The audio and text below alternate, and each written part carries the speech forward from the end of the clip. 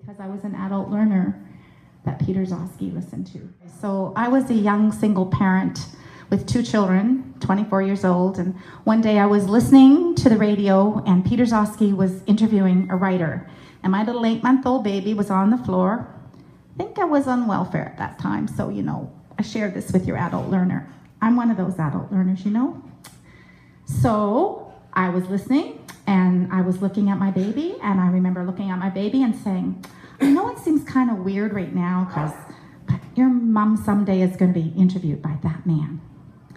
And 10 years later, when Sleeping Dragons All Around finally was published, I was told I had an interview on Morningside with Peter Zosky. And of course, if you had looked at me at 24 on welfare telling that to my baby, you would have thought maybe she had, delusions of grandeur. But I really believe when somebody believes in something enough and you try to work together with other people, you can move mountains. I'm almost 60 now, and I'm not so sure I still believe that, but we'll see.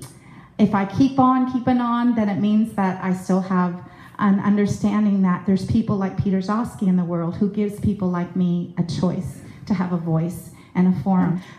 So those of you, I know some of you, I talked to you today who weren't even born when Peter Zosky was on the radio, but it was at a time when he connected the fabric of Canada together in a way that I'm not quite sure anybody has ever done since, and maybe never will do again.